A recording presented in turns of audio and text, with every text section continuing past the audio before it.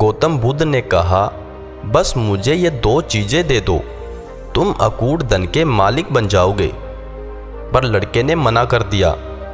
कहानी शुरू होती है जब गौतम बुद्ध अपने शिष्यों के साथ लंबा सफ़र तय करके एक सुंदर गांव पहुँचे।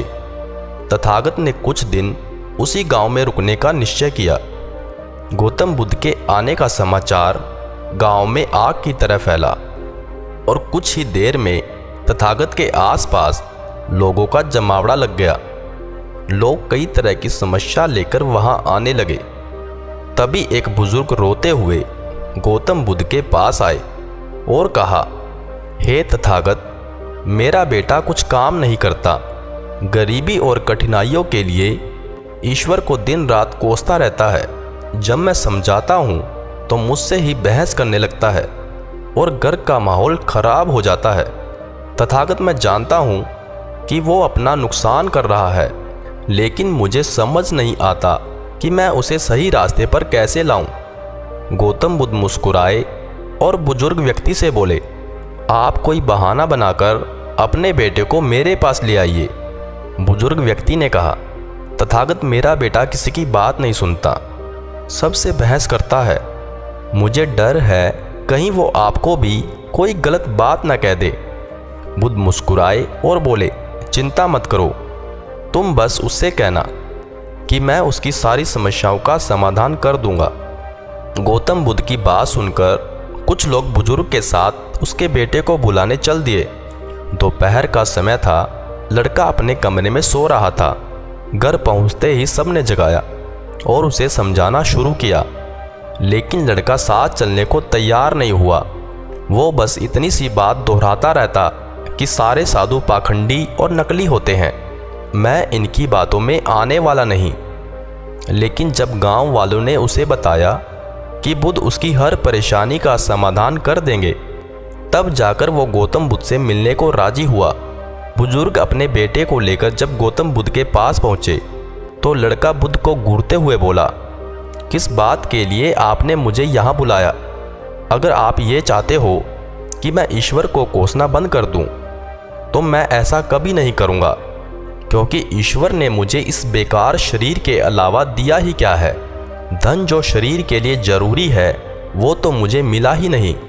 अगर आप मेरी धन की समस्या खत्म कर सके तो ठीक है, नहीं तो अपना बोरिया बिस्तर समेटिए और आगे बढ़िए।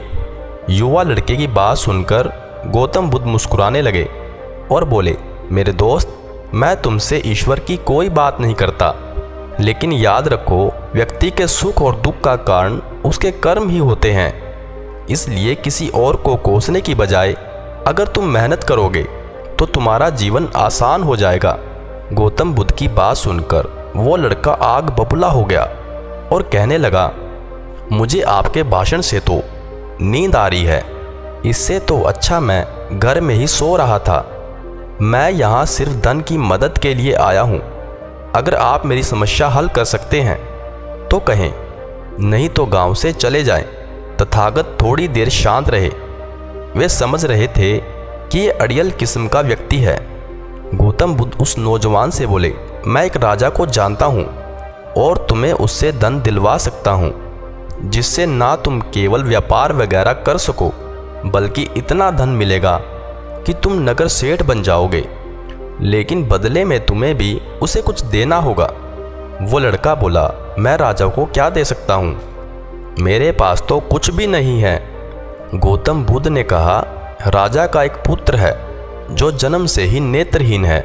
राजवैद्य ने कहा है कि अगर राजकुमार को किसी जीवित व्यक्ति की आंखें मिल जाए तब वो ठीक हो सकता है। अगर तुम अपनी दोनों आंखें राजकुमार को दे दो तो राजा तुम्हें सोने में तौल देंगे, फिर तुम अपना जीवन आराम से बिता सकते हो।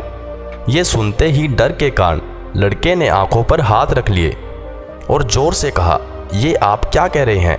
जीते जी कोई अपनी आंखें कैसे दे सकता है? कोई कितना भी धन क्यों ना दे, मैं अपनी आंखें नहीं दे सकता।